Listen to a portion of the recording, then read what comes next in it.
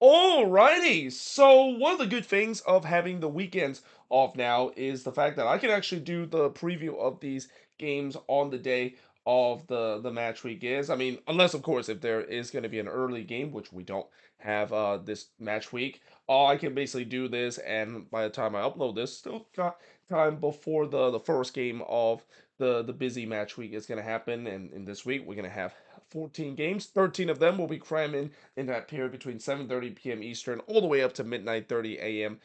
Eastern time. And then we have the one Sunday game that's going to be happening tomorrow between St. Louis versus the Galaxy. And also, just a quick note, I did made a bit of a mistake when I was writing down the notes here on the board, because normally I go with the order of the what the league website has, but I accidentally put one of the game on the other board instead of on this one. So you see right now there's like 7:30 p.m. Eastern, 4:30 p.m. Pacific game.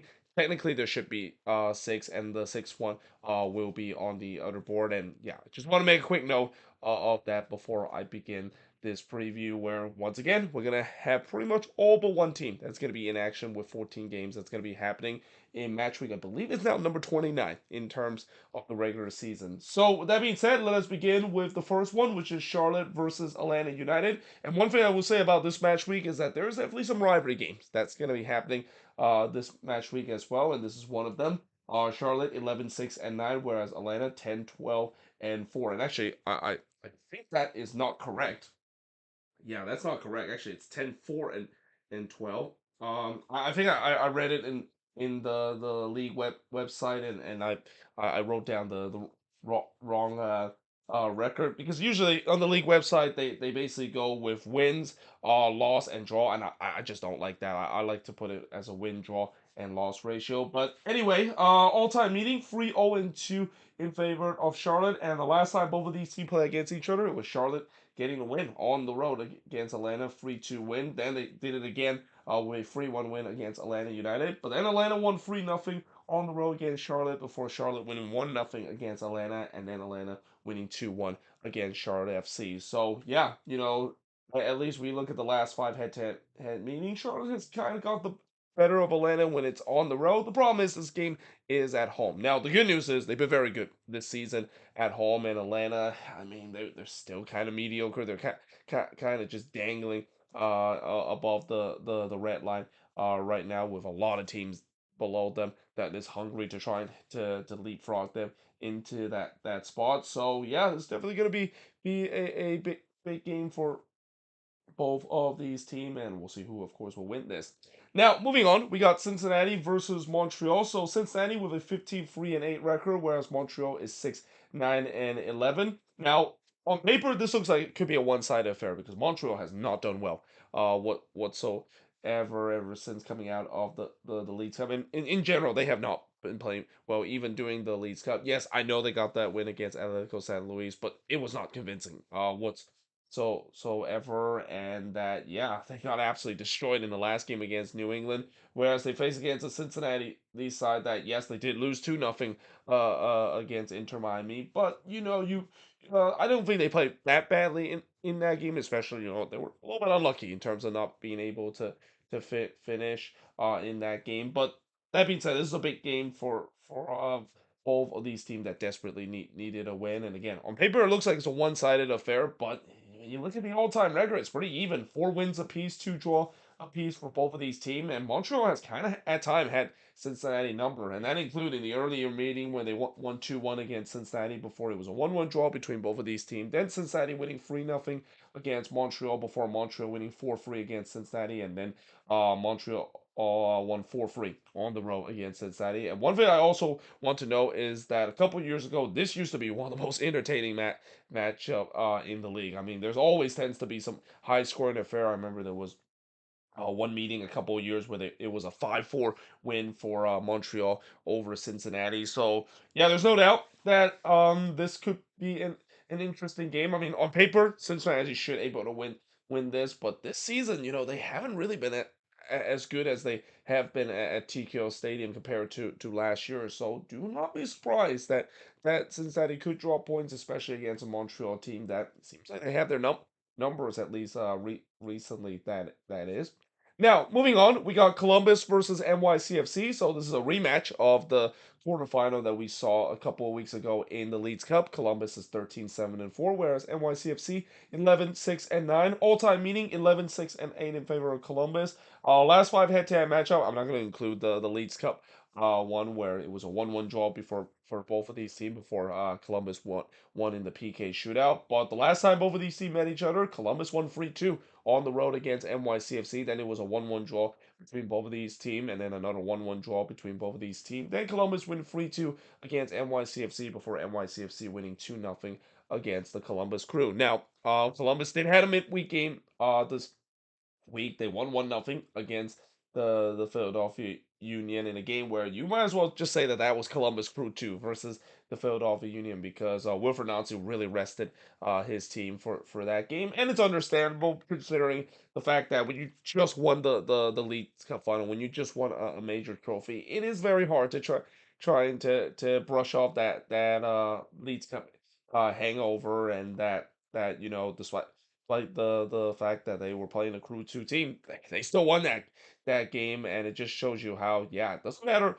for what kind of Columbus Crew team is. This team is seriously deep, and this is a team that legitimately could have a chance to potentially become the first repeat champion since the Galaxy did it back in 11 and 12. But we'll see whether or not if they can do well against an NYCFC team that again they play hard against Columbus in that quarterfinal, pushed them all the way into a PK shootout, and we'll see whether or not if Nick Cushing can do that against a Crew team that I don't know if I mentioned the stats before, but they only lost two games at home ever since Wilfred Nancy took charge of this team, and he has been taking charge of this team for 40 plus home games for the Columbus Crew, and they only lost two times. I mean, that is a remarkable record. That just shows you how of all the stadium that is the toughest to play, you got to argue that lower.com field might be at the top of the list as the toughest place to place, and a place that is basically the almost an area where you're not going to walk away with any points. You'll be lucky if you walk away with a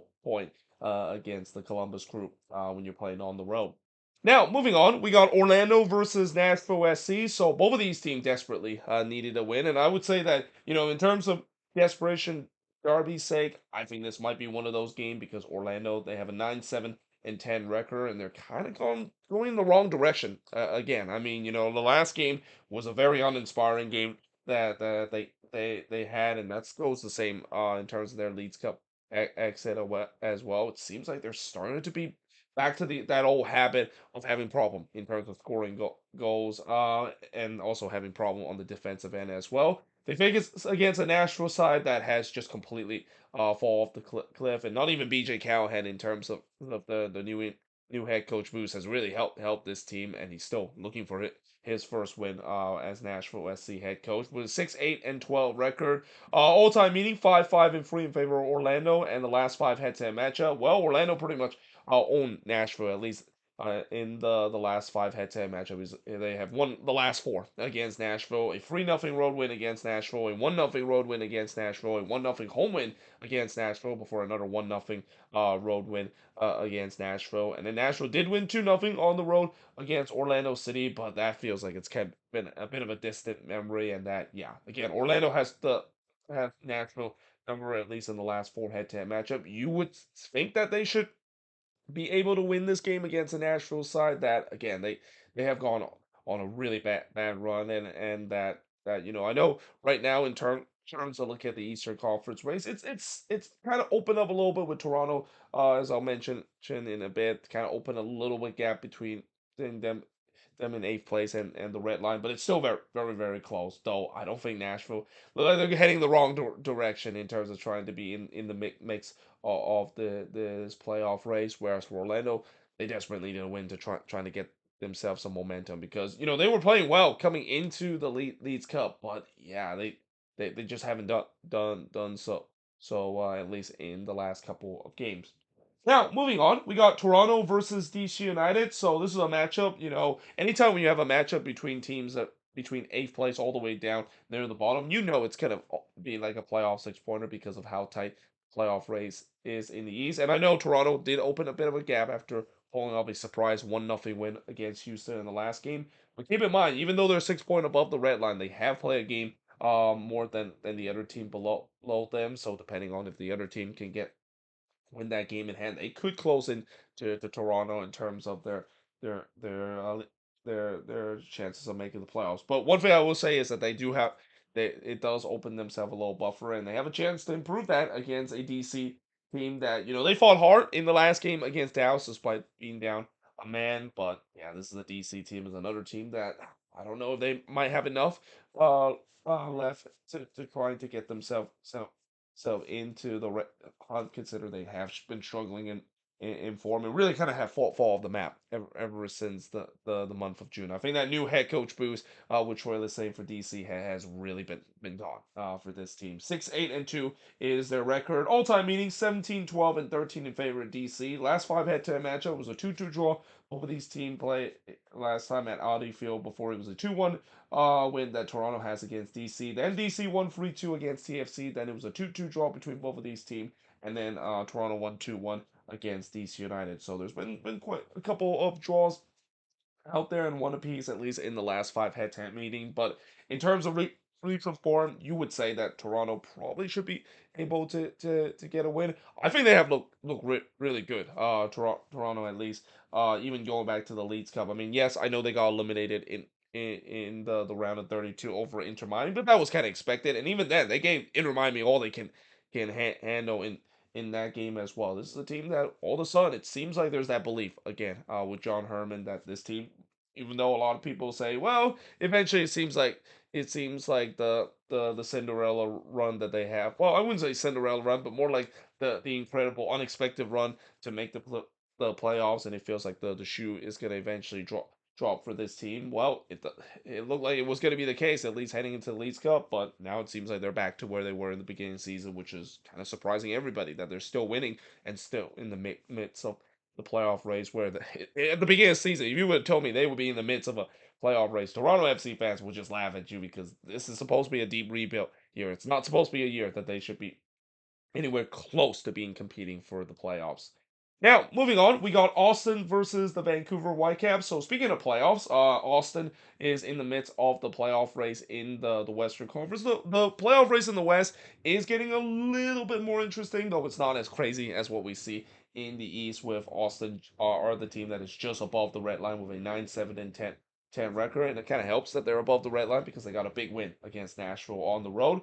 But unfortunately, they're playing against Vancouver in this game, and I say unfortunately because they have not matched well with Vancouver in their all-time meeting. 4-2-1 is the record that Vancouver has over Austin. This is the first of three games that start at 8:30 p.m. Eastern, 5:30 p.m. Pacific.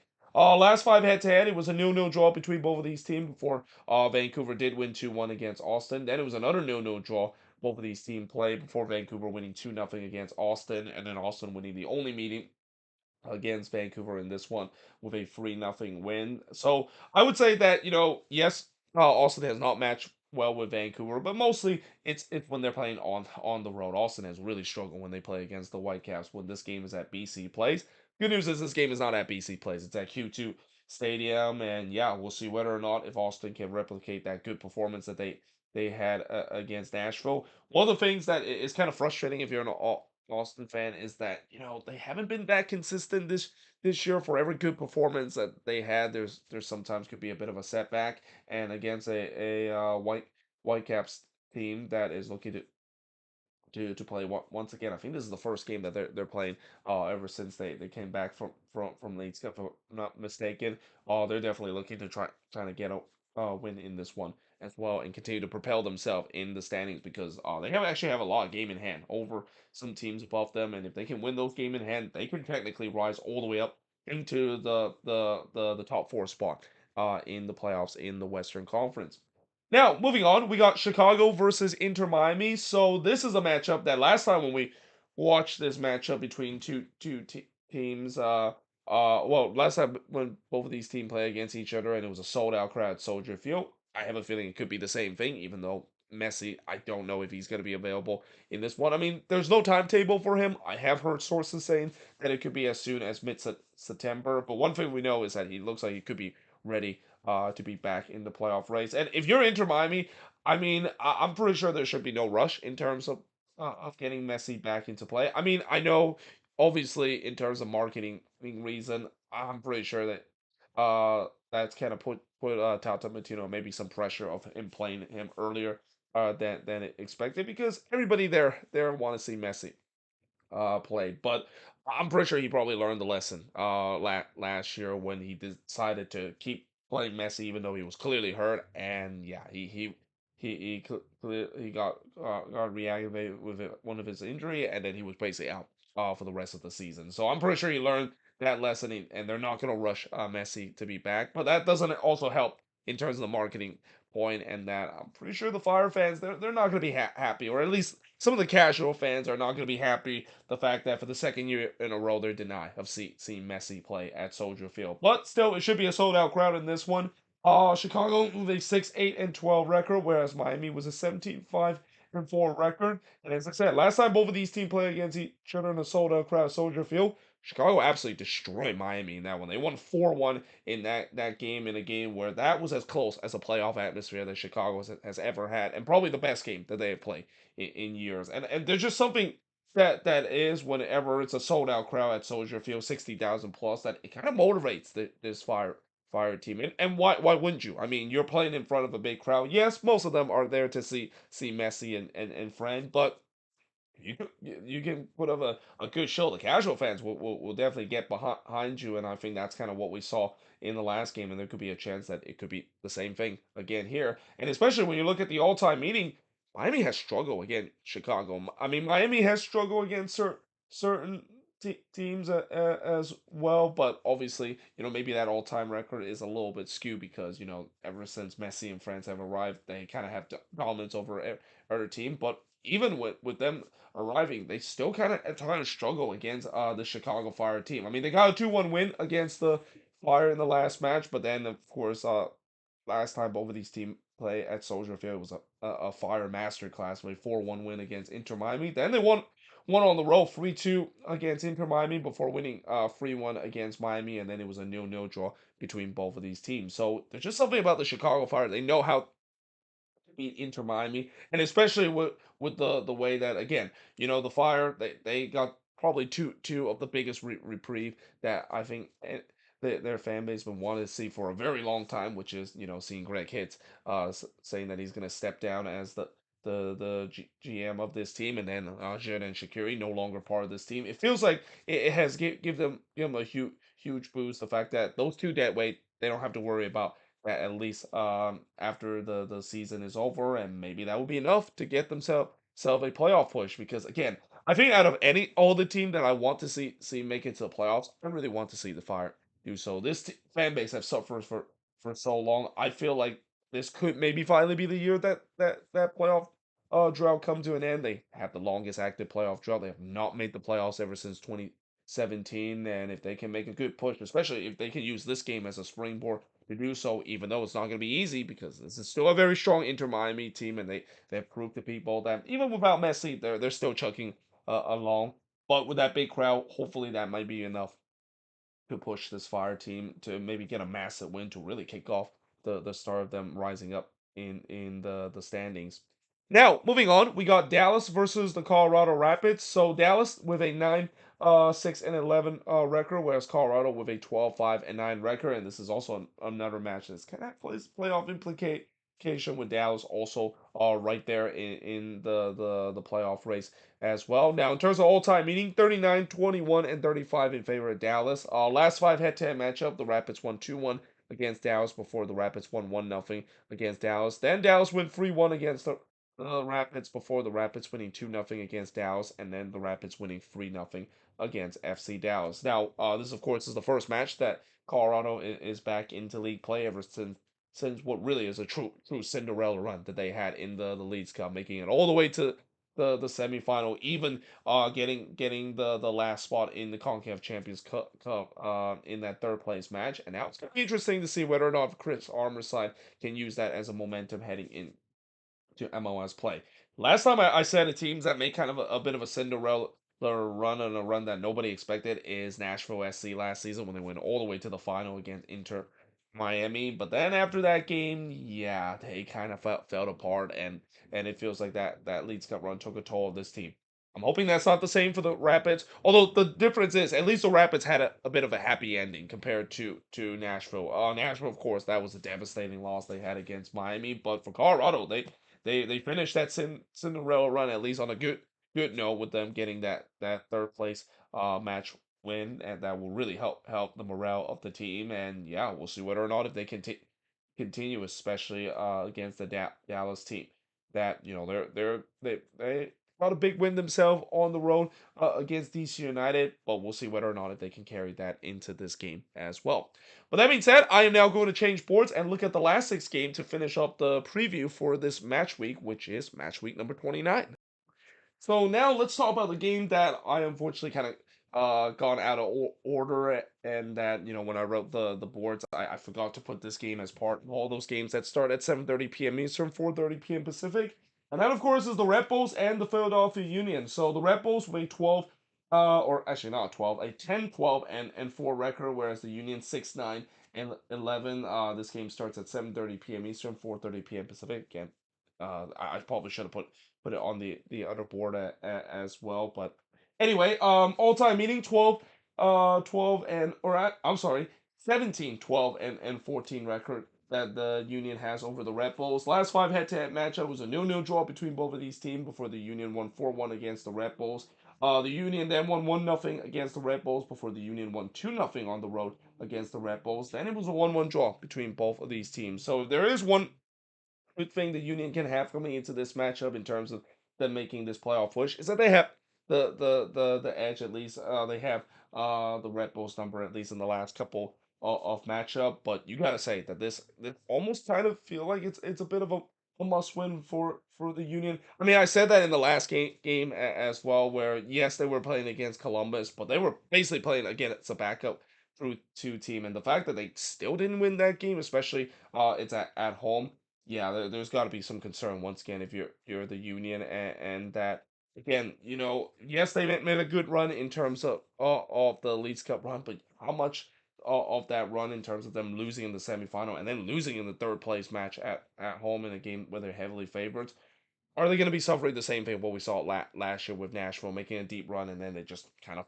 falter near the end of the season? Because again, this is a team that, I mean, we know that the core is going to be dismantled most likely this off season, but will they have enough to just kind of give one last playoff push and maybe one last hope that once they get to the playoffs, they hope that something good will happen and they'll make a deep run as well, because it's kind of sad to see when you see a team that has a very good core and it kind of comes to an end with a bit of a whimper, and that kind of is seems like could be the case for the Philadelphia Union if they don't make it to the playoffs, and especially still in the midst of this very tough schedule that they had against a Red Bull side that there's no doubt that the Red Bulls will like to bounce back after the last game, where the last game was a very Red Bulls kind of game against Charlotte, a game where they dominate, they had more of the chances, but they weren't able to put away, and that's kind of the reason why they've drawn so many games this season. If they were a little bit more clinical in terms of their finishing, this easily could be a team that is near the top three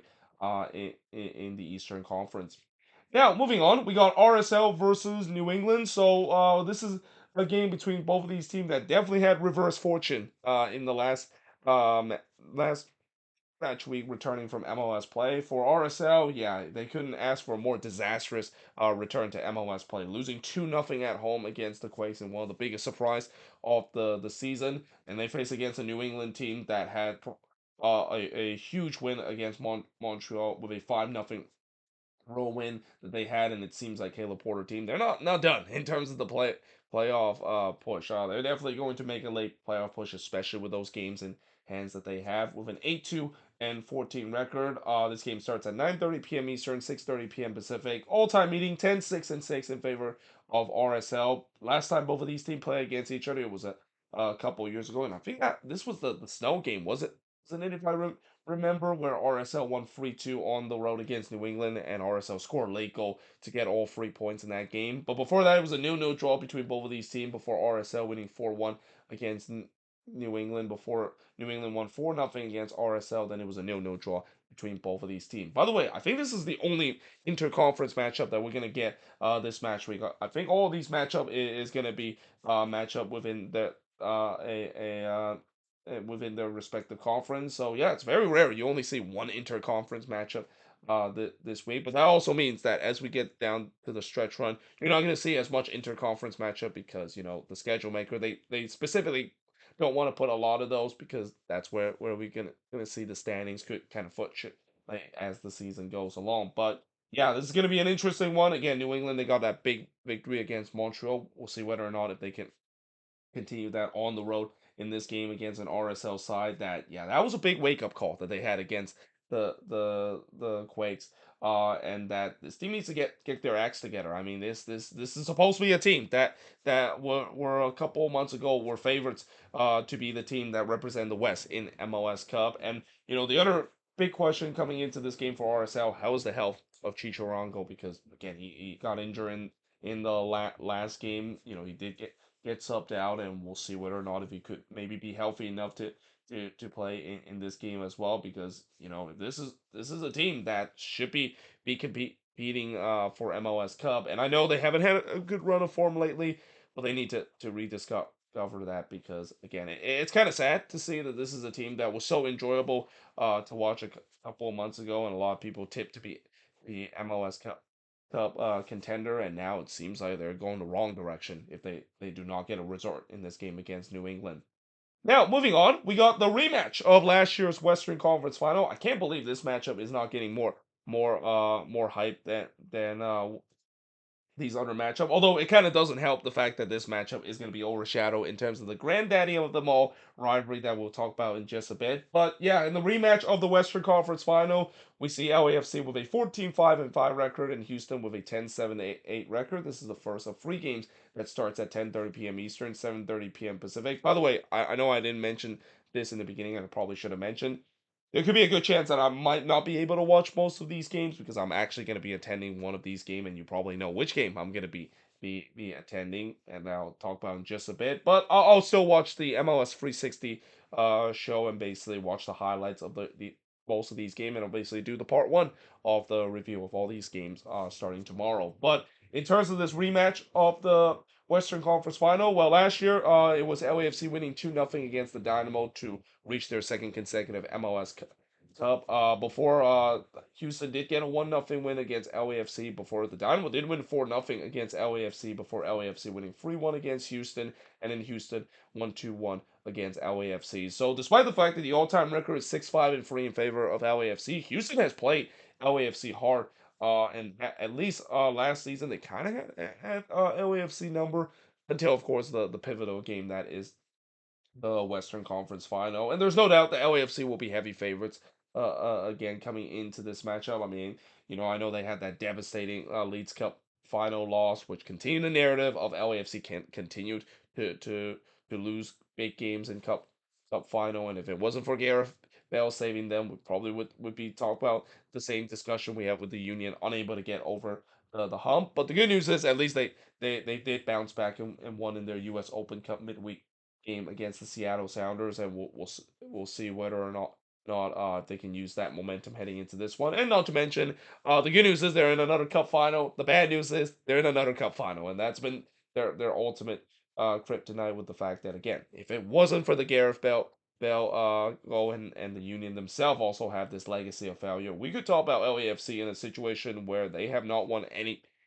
major Cup final, and will they ever get over the hump? Though again, at least for now, they're going to be focusing back in league play, and they're facing against the Dynamo side. That the last game, that was not the Houston Dynamo that I recognize from Ben Olsen team, and there's no doubt they're looking to bounce back after that rough performance at home against Toronto.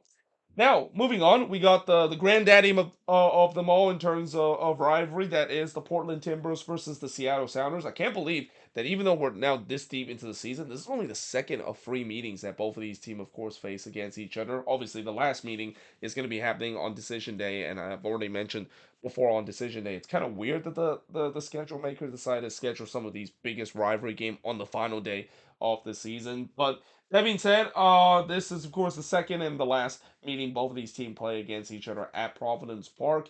The Timbers have a 10-7-9 record, whereas Seattle 11-7-8.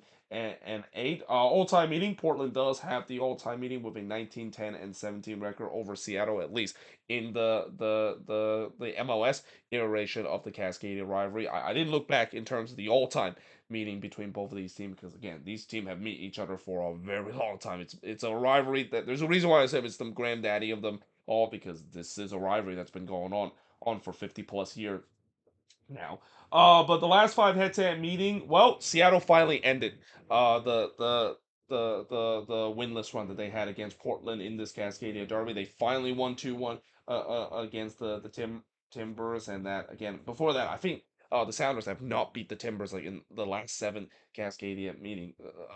The Timbers seems like they own Seattle, and this even had that famous quote from Brian Schmitz of saying that they're tired of keep losing to this team in this rivalry, and pretty sure Sounders fans are very happy the fact that they finally ended that streak with a big road win in the last Cascadia Derby. But before that, it was a 2-2 draw between both of these teams, and no draw between both of these teams. Then the Timber absolutely destroyed the Sounders, at least in the latter part of this game. This game actually was pretty close.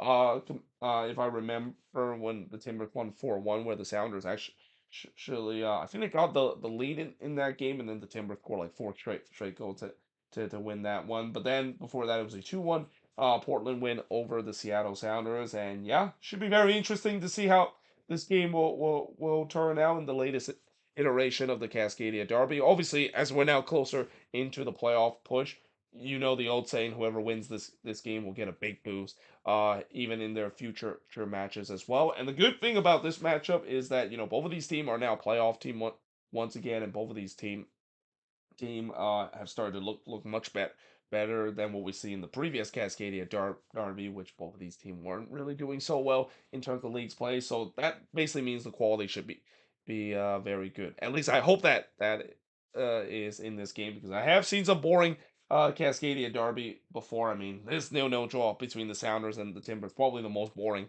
out of the last couple of iteration. But yeah, we'll see what the latest chapter of the Cascadia Derby will bring us.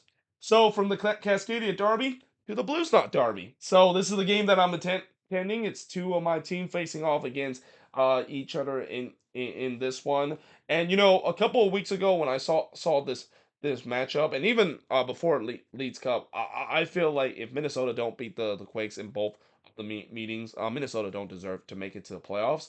But now, with the way that the Quakes have definitely looked very good, and really, this has to give all credit to Ian Russell and the fact that again, I know some of them might be the new interim head coach boost that he's getting, but the Quakes have definitely played much better under Ian Russell ever since he took charge of this on an interim basis than Luchi Gonzalez. I mean, even in the losses that they have, I mean, yes, maybe I think the only time I can think of the loss that I would say Ian Russell didn't do well and kind of look very pre-Lucci kind of loss was the game against LAFC in the round of 16. But we knew that was going to be the case. We knew they were going to get absolutely destroyed in that game against LAFC. But ever since, I mean, they played very well in the Leeds Cup and even in the last game as well. That was probably the best role performance I've ever seen the Quakes have play in this season, shutting down a high flying RSL team on the road, and now they're facing against a Minnesota team that it's hard to believe, but ever since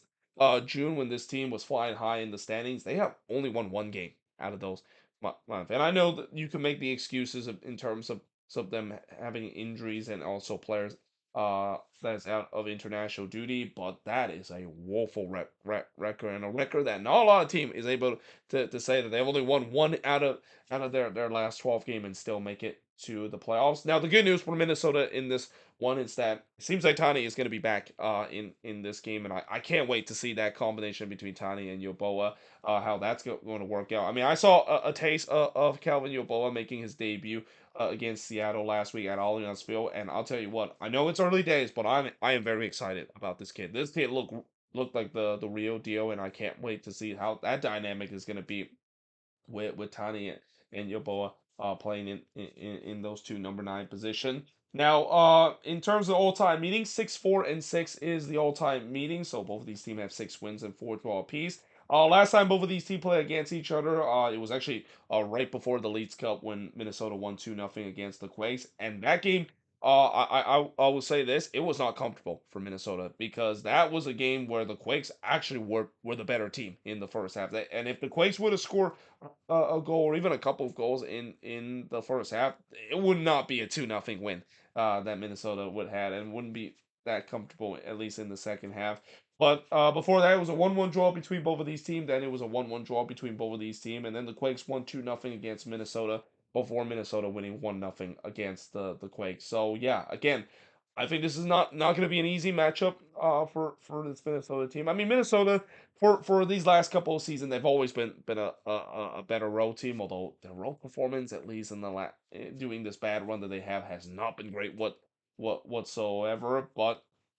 But yeah, this is a game that I'll still stand my case that if they don't beat the Quakes in both of these meetings, because the Quakes is still one of the worst team. Actually, it's not even one of the worst team. They're still the worst team in the league, and it's probably going to be nailed on to win the wooden spoon this year. Then I don't think this team deserves to make it to the playoffs. But it is getting a little bit tougher now because again, this is a Quakes team that I've been very impressed of what Ian Russell has done to this team. And it's unfortunate the fact that it's happening near the latter part of the season when there's nothing to play for. But hey, I mean, there hasn't been a lot of good moments being a Quakes fans this season. So yeah, we'll see whether or not if they can continue that spoiler run. I mean, this is gonna be the thing that I think every team when they play against San Jose, you should not take this Quakes team lightly because this is a team that they're out to play that spoiler role and they're gonna play it well to a point where I said that they're now to win the supporter shield. I mean, there's the next nearest team well to them is St. Louis City, and with the ways that St. Louis has also started to play well, I don't think they're going to catch up to them in terms of the supporter shield race, and even in the Eastern Conference as well. I think the team with the lowest amount of points is like 26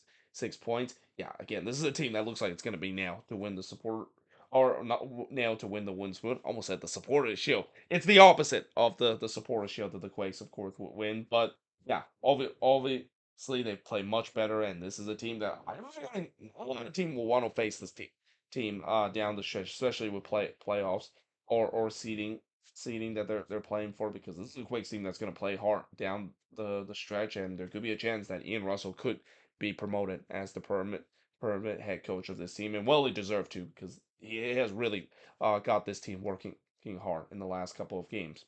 Now, finally, moving on into the last game, we got St. Louis versus the LA Galaxy. So this is the lone Sunday game and the national televised game that starts at 2:45 p.m. Eastern, 11:45 a.m.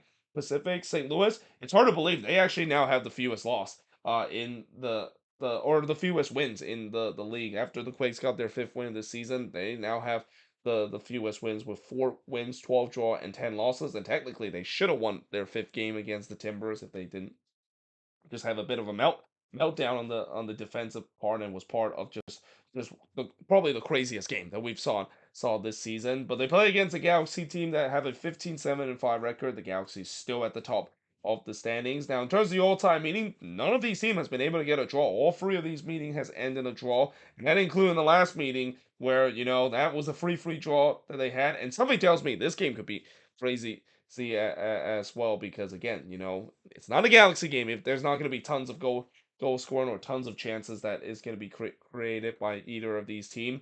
But then it was a 2-2 draw between both of these teams. Then it was a 1-1 draw between both of these teams. And I did say that after that free draw the Galaxy had against St. Louis, I cannot wait to see this matchup again because it was so entertaining to watch, and I'm going to stand by my case, especially with the way when you look at how both of these team is. The attack for St. Louis has been very good, and part of that is because of the addition of Toysher and Hardo has really helped this attack. The bad news is their defense it still sucks. And that while Roman Burki has tried his best to do a carry job, he hasn't quite worked out. And even in the last game, I don't even think Roman Burki played well. I mean, he did give up a goal where that was a very on Roman Burki kind of like. goal to give up with him giving the ball away in a bad spot. And against the Galaxy, we know this team is very good on the attack, but on the defensive end, it's still left a lot to desire. And I keep saying that they simply can't keep this up of outscoring team game after game, but they keep proving me wrong, and that they keep continuing to do so. So yeah, again, do not be surprised if there's going to be a lot of goals that's going to be happening, and I might even do a lone review out of this game as well, because this is the only Sunday game, so I might just kind of do a lone review of this one before doing the review.